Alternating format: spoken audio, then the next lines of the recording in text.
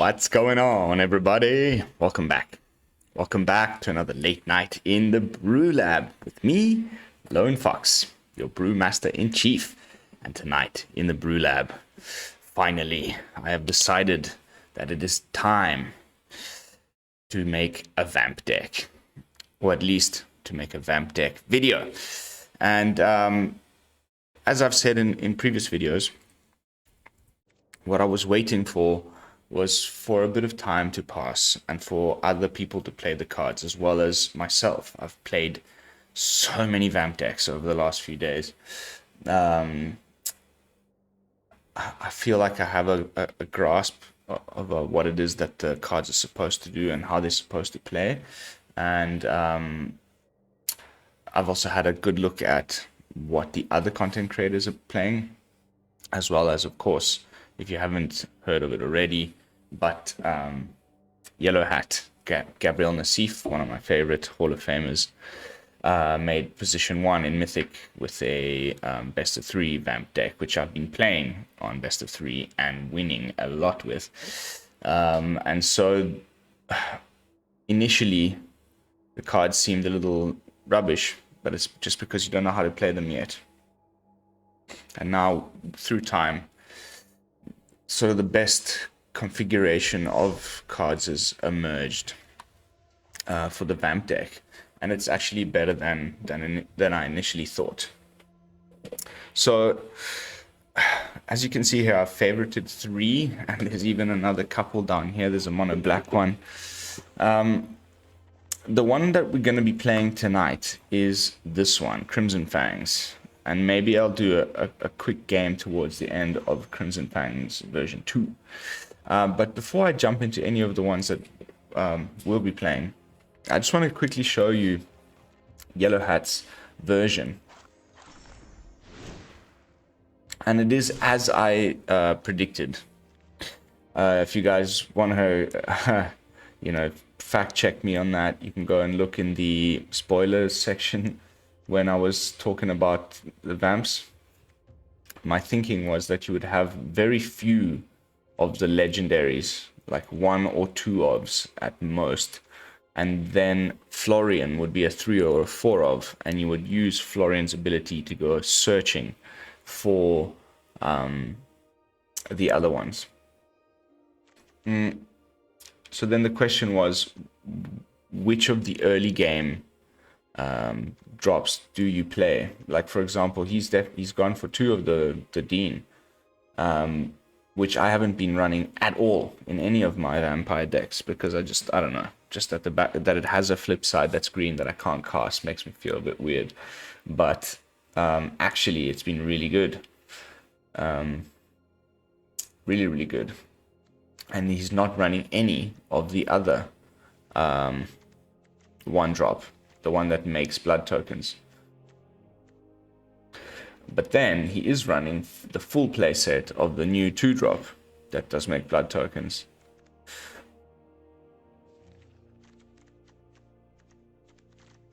And he doesn't have the 2-drop flyer 2/1 that uses the blood tokens to make bats. So interesting choices. And then, his removal, typical kind of Yellow Hat style, especially in the main. Then he's got, plenty interesting stuff here on the side, which is clearly meant to combat the Is It turns. This is against mono white. Yeah, 2 go blanks, full play set of Duress, Inscription of Ruin. He can, like, flip the whole deck into a total, like, discard thing against Is It. And then an extra copy of Sorin in the side. Interesting. It's crazy. It looks weird. 2 bloodthirsty adversaries to get back some spells. Vampire Socialite, like MVP. The main thing you're doing, as you can see here, he's got 4 Florian, 4 of the Vampire Socialite. Those are your 2 main cards. If you can go turn 1 Falkenrath or Valentine, turn 2 Vampire Socialite, turn 3 Florian, and it comes into play as a 4/4 because of the Vampire Socialite's ability, then you've got a first striking 4/4 that you just attack with all the time. You keep up the pressure and you draw cards off of it. You cast the cards that you get off of his ability. Really, really good. And it's interesting, he's playing a full play set of the Voldaren Estate, even though he doesn't have that bat creating guy. So the blood token's really useful. I've watched his gameplay footage. He's got 2 videos up on his channel, both playing the deck. Go check him out if you want to learn how to pilot Vamps better, for sure, as well as watching the rest of this video. But without further ado, now that we've had a look at Yellow Hat's best of 3 version, I wanted to kind of take a lot of his ideas and make it into a best of 1 deck, and that's what Crimson Fangs is. So here we go. So lots of one-offs of these legendaries. Olivia makes an appearance. Olivia's Attendants. I thought it was thematically correct to have her attendance at the wedding. One Henrika Domnathi. One Maid of Dishonor. I've got 3 Florians. I don't know if 4 would have been better. Maybe trim down one of these Bloodcasters. But I'm leaning a little bit more into the blood token theme with this one. I do want to be making these bats. I've got the 1-drop that Gab Nassif is not running, the Voldaren Epicure that makes a blood token as it ETBs. Full play set of the Bloodtithe Harvester, which of course doubles as a removal spell. If you're thinking it looks a little bit light on removal of the deck, this is doubles as removal. And the nice play is always play this on turn 2. You make the blood token, then you play out Voldaren Bloodcaster on turn 3, which says that whenever another non-token creature you control dies, if you create a blood token, at that point you would have 2 blood tokens in play, so you could kill a 4/4, because this thing, when you tap it, sacrifice it, deals twice the number of blood tokens you control. So you could get rid of a troll, for example, and because it dies and the Voldaren Bloodcaster is in play, you get an additional blood token, so you're now up to 3. Then of course the usual plan, which I just mentioned in Gab's deck, Vampire Socialite into Florian is your main sort of go. If the whole like blood token package doesn't seem to be in your opening hand, then try to push for the usual vamp thing of Vampire Socialite into Florian. We've got a little bit of a sweeper action. I'm thinking of going like this. It's been working for me. As usual, little edits on the fly. The deck that we arrive at the end of the video will be the one that is available in the video description for you guys to copy right now, as well as in the Ether Hub link. So there we go. We've spread out the sweepers a little bit. This one does 2 damage but makes a blood token. This one does 3 damage. 3 copies of Hero's Downfall to get rid of Planeswalkers, as well as creatures, instant speed. Great, loving playing this card. And then we get to our 4-drops, which is where there's a lot of important stuff going on in the Vampire deck. So alongside Crippling Fear, we've got 2 copies of Sorin, which is our other little bit of card draw alongside Florian, and the Falkenrath Pit Fighter. But it's really just in here to make that token. Most of the time in the more aggro hand that you get, you just make 2 blood tokens back to back. And they help you trigger Florian's ability if you need something to get in the air.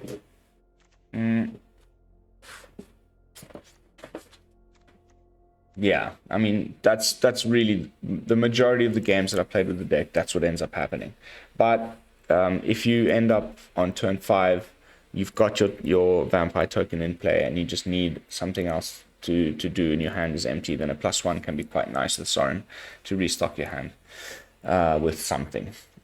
And don't forget, if you hit a land, the mana value is 0, so you don't lose any life.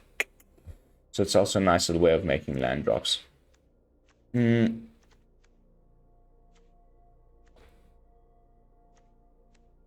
Yeah, I mean, these are the powerhouses. And Henrika Domnathi, as soon as she hits the board, or it's not an ETB, but the turn that she enters the battlefield, at the beginning of combat, you choose one that has not been chosen. And this is interesting. You can maybe say you still have a Voldaren Epicure on the battlefield, and they've only got one really important creature left. You can have each player sacrifice a creature. You sacrifice to Voldaren Epicure. Who cares? They have to sacrifice their creature. The following turn, you could draw a card and lose a life, because you can only ever choose one that hasn't been chosen. So you can't just keep doing the sacrifice creature one, for example. And then eventually you transform it. But you could also just hit the board, transform. And then you get a 3/4 flying Death Touch lifelink, which is great for that little bit of survivability. That then you can dump 3 mana into as many, you could dump 6 or 9 mana into there if you have it. And each creature you control with flying, Death Touch, and or lifelink gets +1/+0 until end of turn. We do have some flyers, but that's about it. Yeah, I mean, we're almost never going to do that. It's really just in there for that extra bit of life gain. And yeah, the Death Touch is great. And a nice, thick, juicy booty. And then Anje is kind of another win con. If at that point, like maybe they've swept the board, but you've got all these little bit of blood tokens left on the battlefield, Anje can just come into play and you start sacrificing them. And their opponent loses 2 life and you gain 2 life for each blood token you sacrifice. So, maybe at that point you've gotten them down to like 6 or 8 health and you've got 4 blood tokens in play. Boom, boom, boom. And, again, another great blocker. 4/5 for 4 is great stats. And then we get to the top end. We've got Olivia's Attendants, which is crazy card. 6/6 for 6 with Menace. Whenever it deals damage, you create that many blood tokens. It's nuts. And you can, it doesn't have to be combat damage. So you just pay 3 mana, 2 colorless and a red, deals 1 damage to any target. You instantly make a blood token the minute that happens, whenever. So you can just, even without attacking, make blood tokens, which is quite interesting. I haven't played this card yet. It's a new addition to the deck, so I'm interested to see how it plays out. And then 1 copy of Olivia, Crimson Bride, flyer with haste. When it attacks, you can return a card from graveyard tapped and attacking to the battlefield. And it gains when you don't control a legendary vampire, exile this creature. And this is where it's sweet. We've got Florian usually and a few other legendaries on the board. So if they do kill Olivia, usually the thing she reanimates will stick around for at least 1 more turn. Yeah, so that's the deck. Pretty sweet. The only card I haven't talked about is Gift of Fangs, which doubles. It's like either a buff or a removal spell for the early game. Can handle like a freshly entered the battlefield Luminarch Aspirant, for example. There's a few other good targets for it, but mostly I like it to put an extra 2/2 onto Florian. So if you've had it enter the battlefield with the additional counter because of Vampire Socialite, so it's a 4/4, and then you put Gift of Fangs on it, it becomes a 6/6 with first strike. That's very, very hard to deal with for the opponent's creatures. So nice little bit of tech there. But that's the deck. Mana base, kind of usual spread. 1 of each man lands, 4 of each of the dual land things to Feel the Ruins. But we've got a new addition. There's the Voldaren Estate, which helps us make these blood tokens.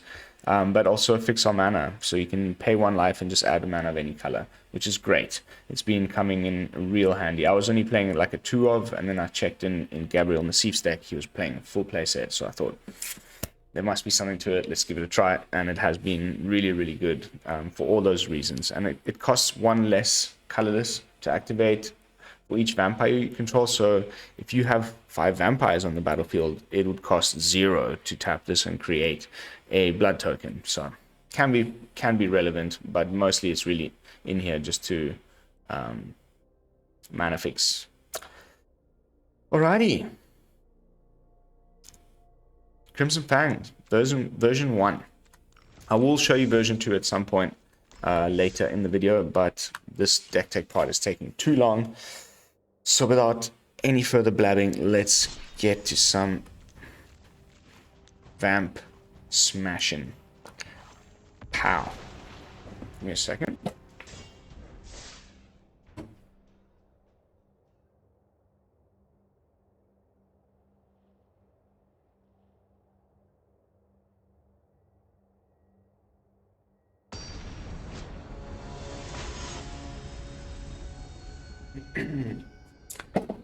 Beg your pardon.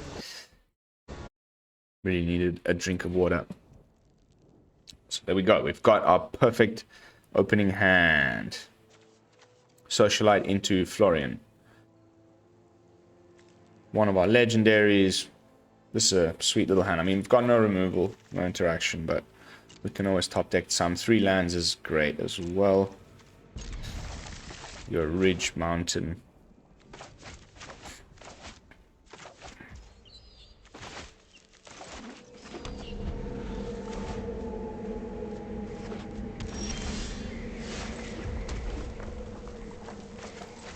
Mono white snow.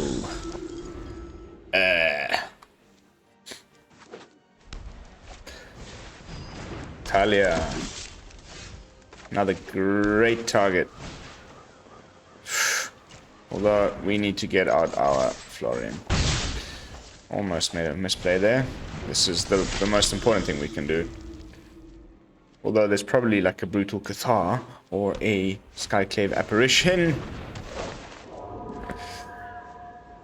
It's this mono white is really tough to handle.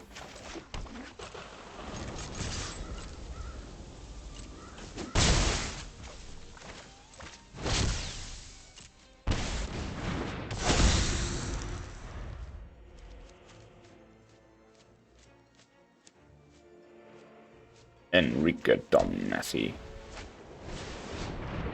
Sweet card. I like it. Oof.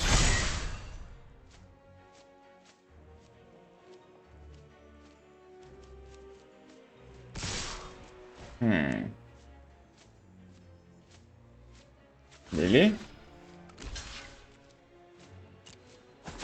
That has to have been a mistake. Okay, that's Talia out of the way.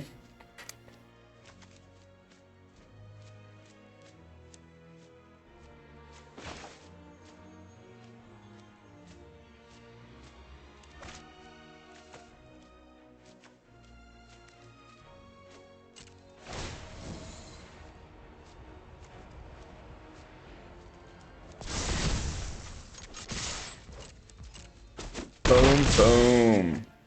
Back up to 18. Let's get Anje going.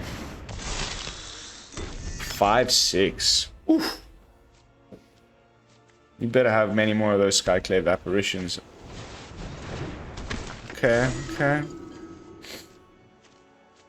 Probably take my hero's downfall. But I can't even cast it. Whereas Gift of Fangs on the Intrepid Adversary is gonna be my next play. Okay, nice. I'm okay with that. Oof. Ooh, that's nasty. Yeah, that just brings it outside of range.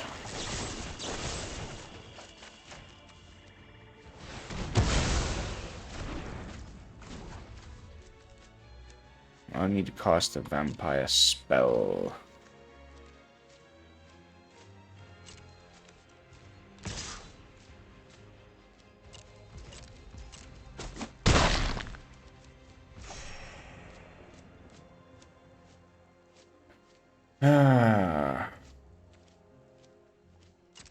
Yeah.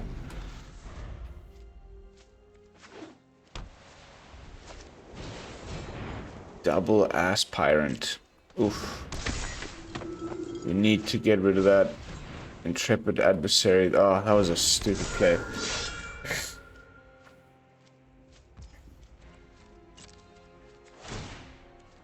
I panicked and killed the Elite Spellbinder. I should have thought a little bit more about that last play. He's going to start gaining life now with the Intrepid Adversary. I think we just have to kill it.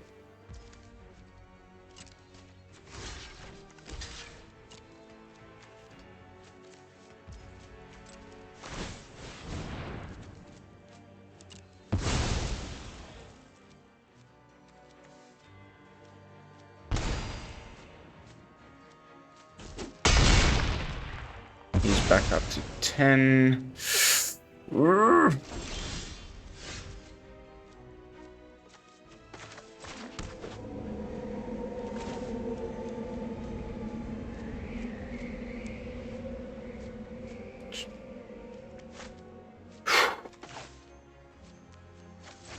we're definitely playing out the Bloodcaster. Should have probably done that later.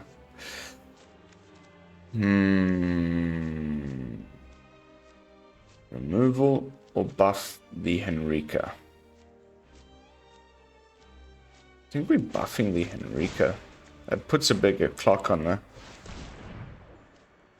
the whole thing.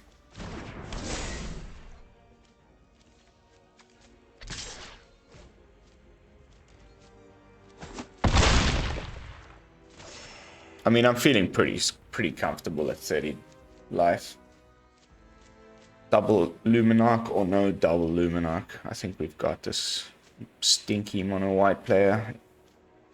Got a bit lucky. Like, we've only got 4 drops really that are important, and Skyclave handles all of them.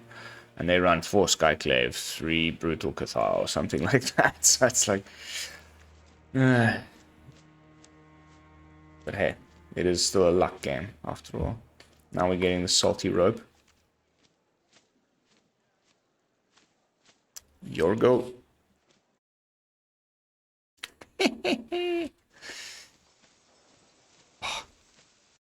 Game 1 victory on the ladder against mono white. Doesn't get much better than that.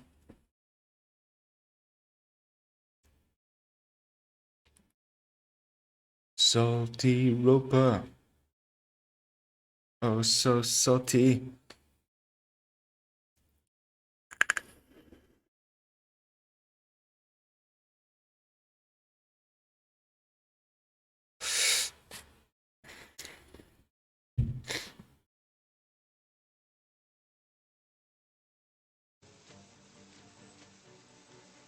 Some people, huh?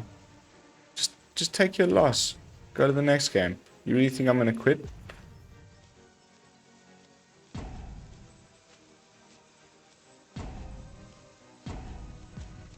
And he's like picked the Grandmaster Salty Roper moment to do it, which is on my end step, because then we got to sit through another whole rope on. It's like the maximum.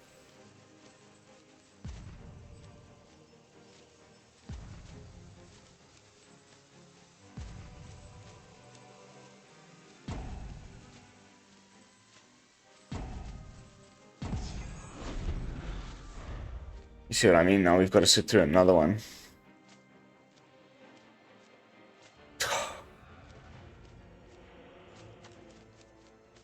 Oops. Oops. That kill on the Talia was... I mean, it doesn't really change much for us, because we don't have too many non-creatures. But, weird.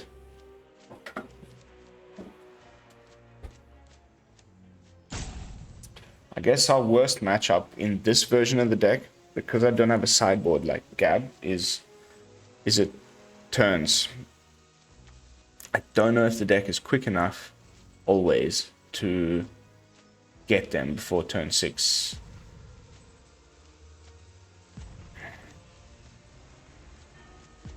And then a lot of our cards are just completely useless in that matchup, like Crippling Fear, Vampire's Vengeance. Those are things that you would just instantly sideboard out. That's why I think this Vamp deck is infinitely better in best of 3.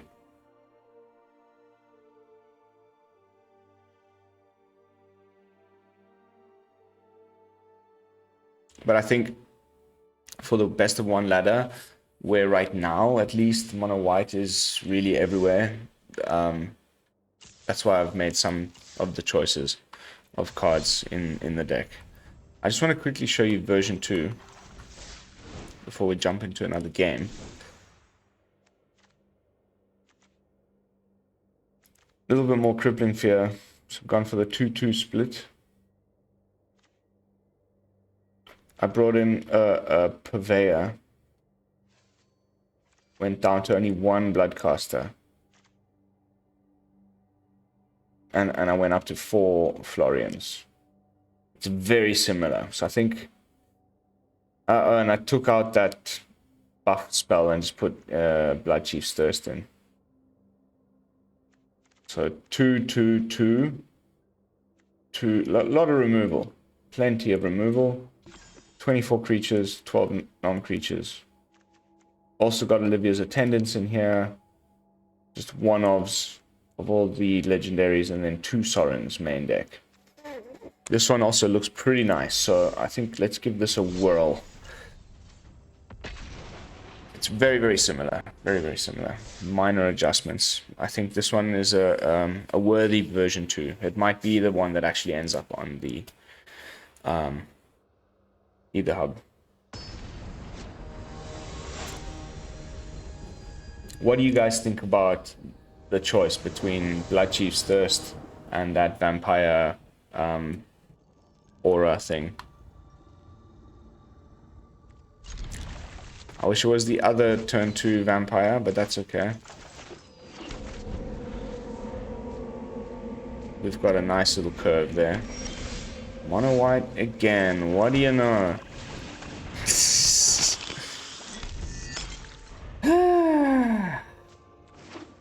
Ooh, okay.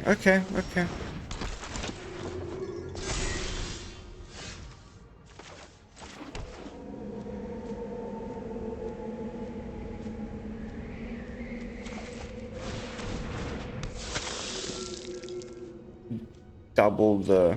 Yeah, that's okay. I'll take that.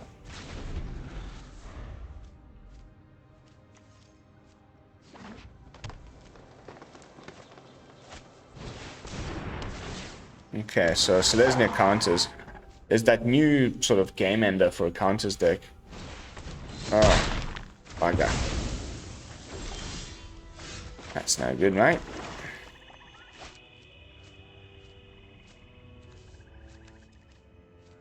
So if we play Sorin, he's got another Blizzard Brawl. We lose Sorin.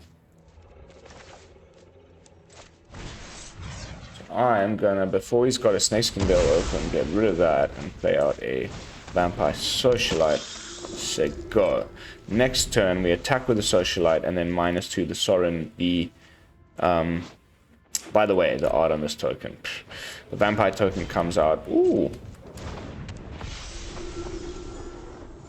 As a... Oh no, man.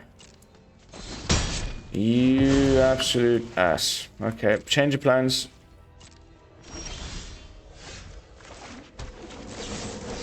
Bye-bye. Kill all of your stuff. And then just kind of start getting the card advantage back with Sorin, hopefully, because it's not looking great. Oh, wow.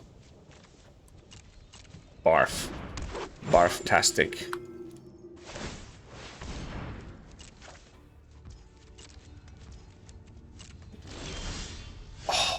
That is just too good to be true. I was just thinking to myself, I hope I top deck some removal. Just before that thing gets out of hand.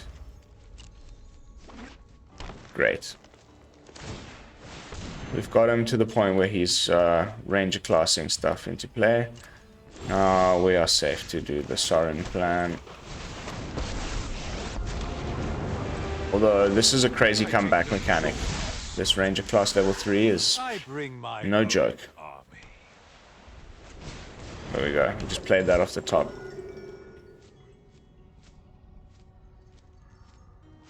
You've got to be kidding me, guys. This is getting ridiculous. Okay, let's +1. Ooh. I'll take that. My ways are not for the weak. Land. And yes.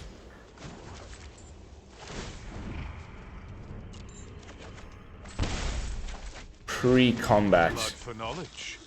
We get to get something off of him because we've got some lands to cast stuff with. Oof.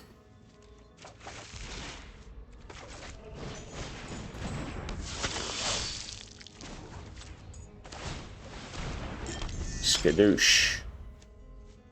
I think we got him, unless... Okay. Ooh.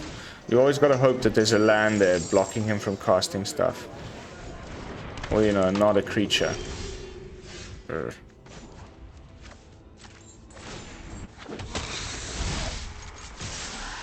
You can deal with my servant. I'm busy.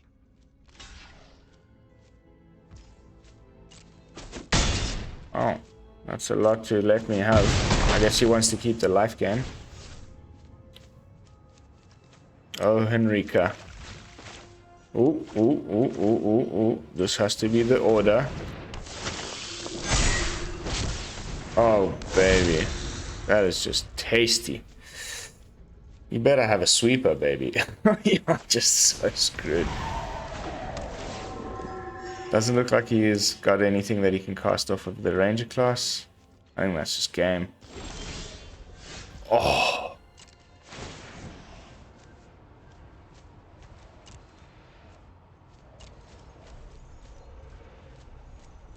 Oh, we are transforming, baby.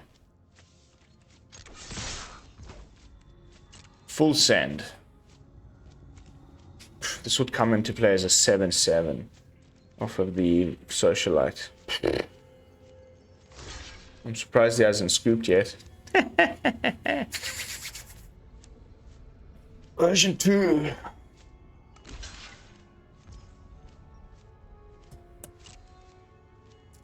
And we're getting like 7 life. Plus we get to look at like the top 9 cards of our library now. Florian is easily the best card in the deck.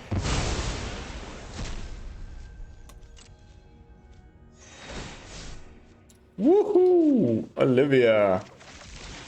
What's up?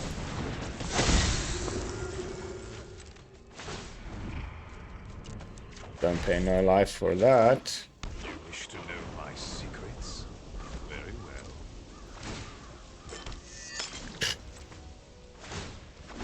Free token creation. We have more than 5. I was dreading a Doomscar. That would have been terrifying. So climbing steadily with the Vamps. Almost at D2. Feeling really nice so far. So yeah, I mean, I know that to you guys, the viewer, you're like, oh, he's making a very rapid decision over which of the 2 decks that he's shown us is best, based on just 1 game with each. But I've played I've played closer to 10 games with each. So let me tell you for sure that V2 is where it's at.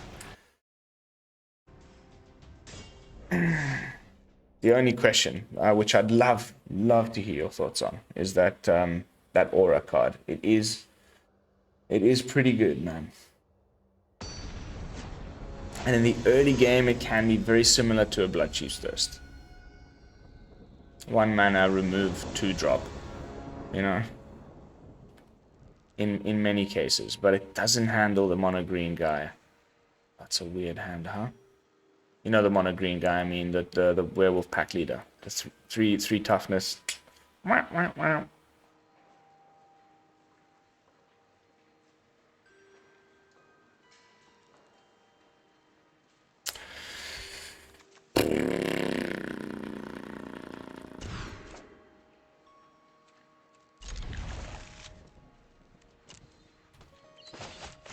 Okay, looks like blood tokens is the way.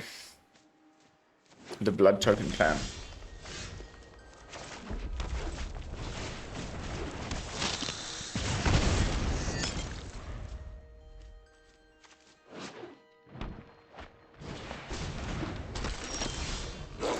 Speak of the devil.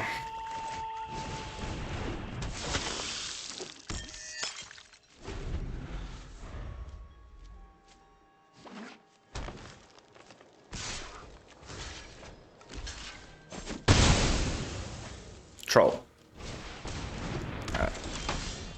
Another pack leader. Now we can ambush him with the vengeance. Do 2+1. Oh, it's the werewolves.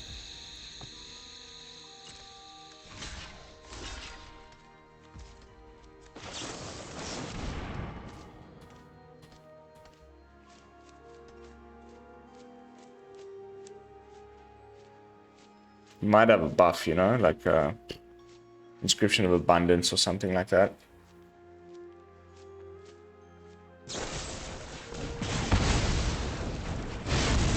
Cheeky, cheeky, cheeky. Oh.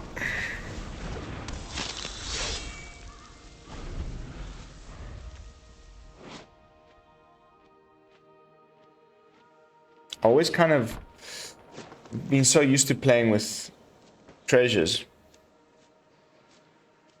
that I sometimes make the mistake of thinking this is mana. Oof, this new card, guys. Go watch my mono green werewolf deck. This card is so good.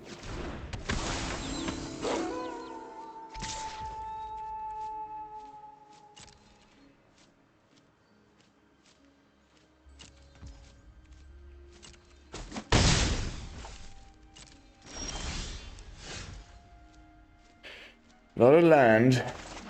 I mean, it means we're getting to Olivia next turn, which is pretty sweet. We reanimate something, but...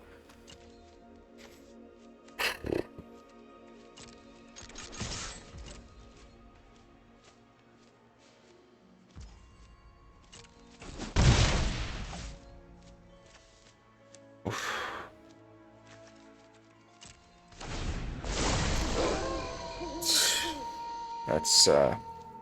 That's painful, man.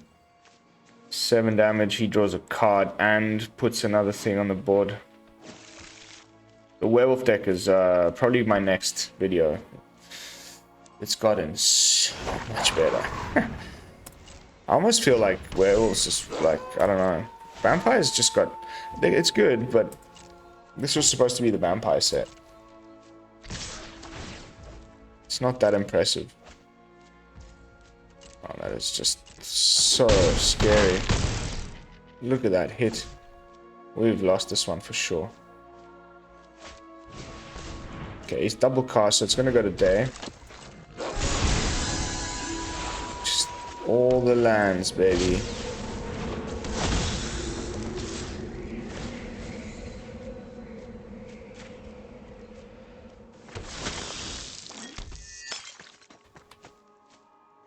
That's gonna be the game. Alright, wow, really impressive showing there. And my first time playing against a braid since it's been reprinted. There's a whole cycle of these like 2 mana, mono-colored, dual choice, you know, flexible spells. Instant speed. The white one is really nice. Destroy something with toughness 4 greater, or make something indestructible. So I've been using that a lot. I've got a Spirits deck is like almost ready. I think when everything's said and done, this is just my prediction.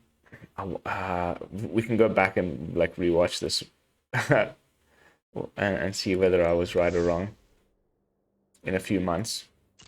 But zombies seems to be one of the decks that's actually gonna be the best once like the new overcharged amalgam.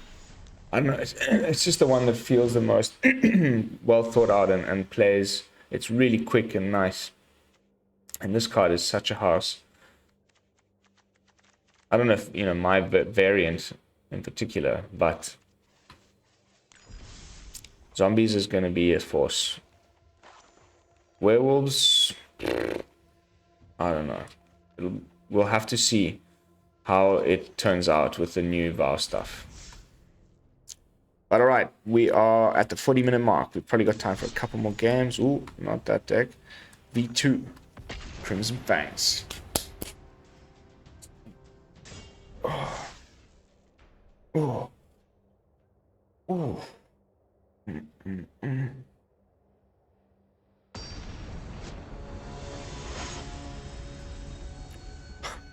Hobo gloves.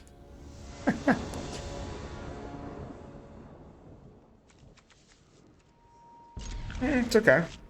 I'll keep it. It's no Florian, but we might draw it.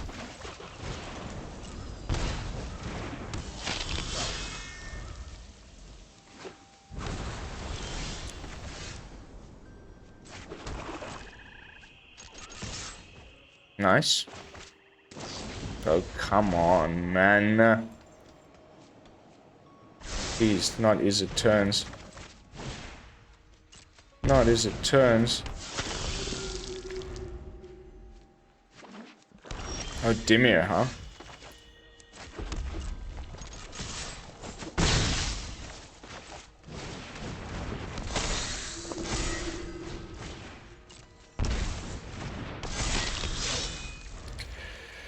Keep up the pressure.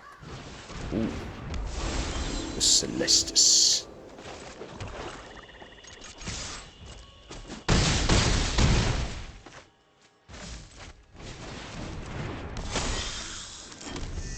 I mean, that's GG next turn if he doesn't have an answer.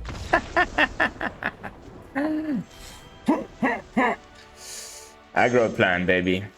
You see those two nobles, what's it called, the socialite in hand? I usually just snap keep that sort of a thing.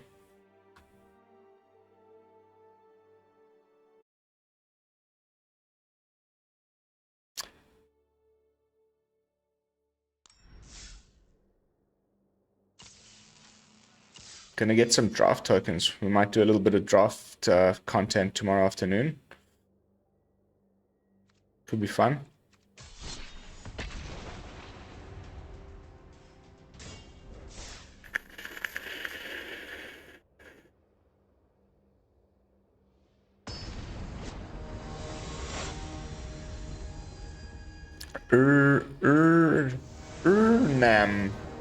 Urnam.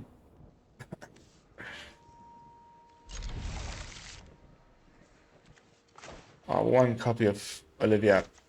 I want to see if we can do some stuff with that.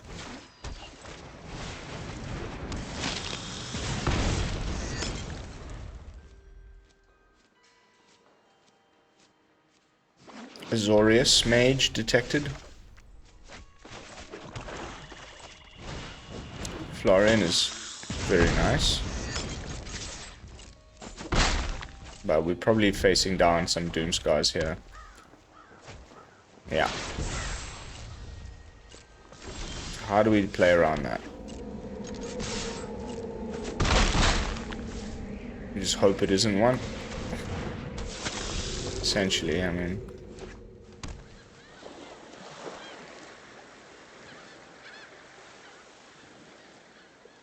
It's got the mana already.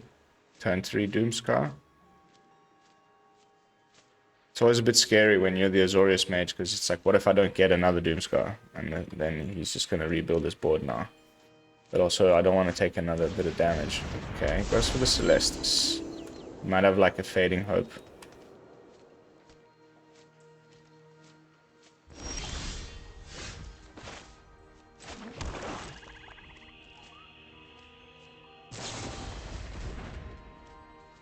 Every time. Every time.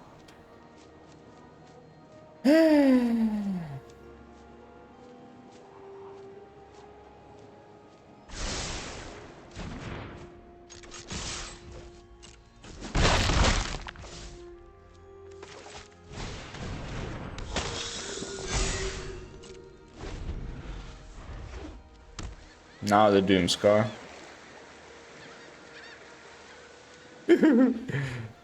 So terrifying, Foretell. It's just this thing there that you don't know what it is. But you know it could be one of certain... Okay, it could make mana, then untap, and then still cast the Doomscar. Oh, disgusting. +1. Doomscar. Second here, a second there. Who's counting?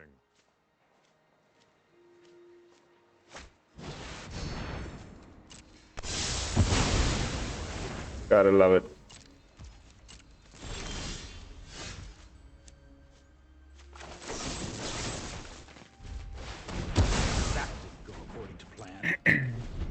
That didn't go according to plan. Memory Deluge. Into another Doomscar. Oh, Azorius is disgusting right now. Ooh. Please tell me we get... he's got Fading Hope as well. Oh, God.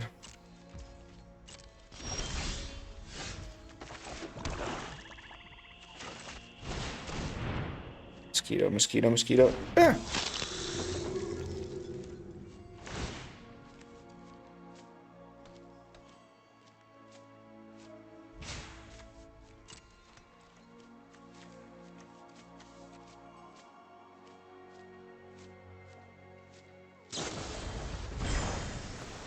Okay.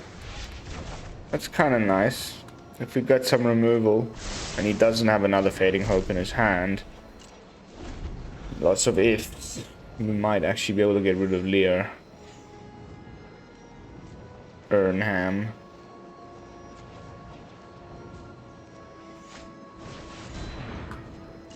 Or full nonsense mode.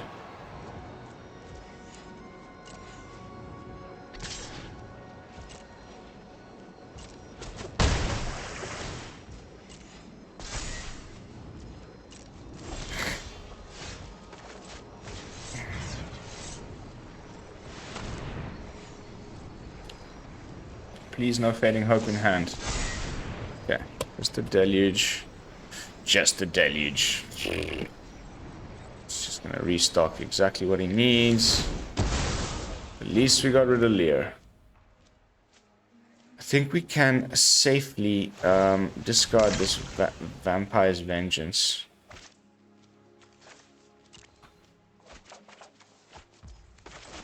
Oh yeah. Nice. We are within Olivia range now. Hopefully there is no counter spell. Time for a complex plan. Let's improvise.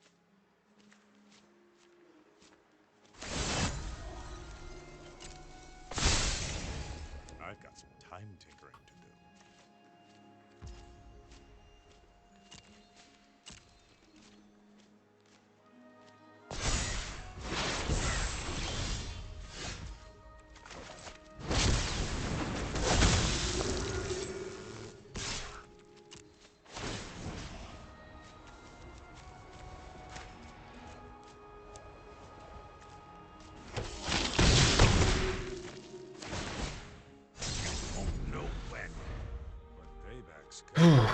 Another Doomscar, or is it Alrune's Epiphany?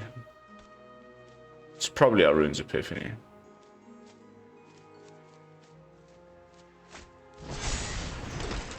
Okay. Little comeback mechanic. You can probably do both with the untap. Oh, wow. Okay. Wow. That's a little terrifying.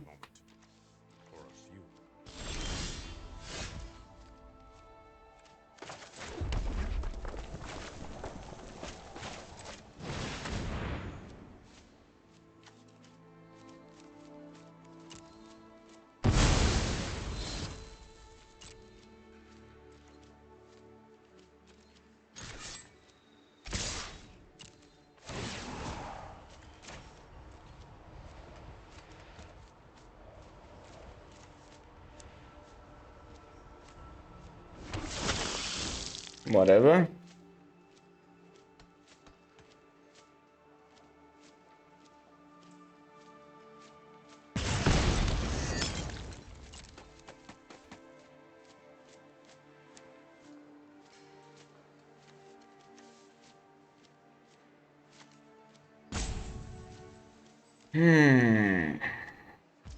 Probably double block the no?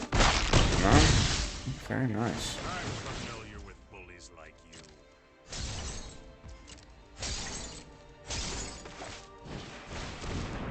Florian.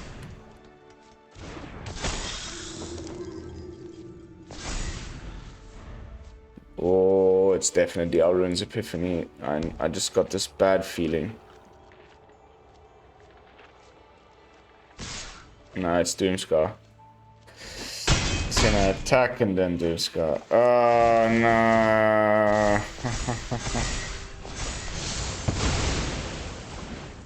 Nasty, nasty Azorius player. Ah, makes me sick. Good game, man. Alright, well, we ended on a loss today. Yeah, that's a loss. Can cycle this one. One more chance, two more chances to top deck something relevant. Woo!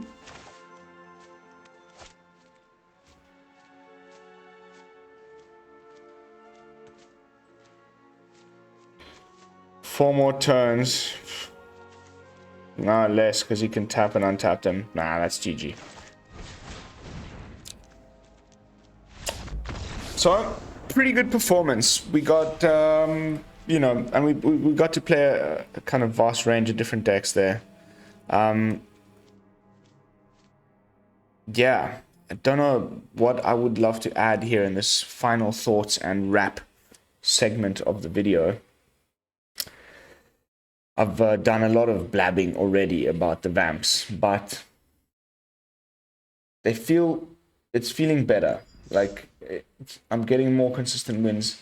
I feel confident playing it on the ladder. I don't feel like I need to play it on unranked anymore. Like I said, I've gone through many different versions. I've actually been playing Yellow Hat's version on best of 3 and getting some good wins. So Vamps so far, as we check in on the tribe, we've basically mostly focused on Rakdos. I will be bringing you some mono black Vamps, some Orzhov Vamps. Where is it? Boop, boop, boop, boop, boop. Here. I've got a Scalding Blood version 2 with Mardu, and there'll be a few Mardu versions for sure.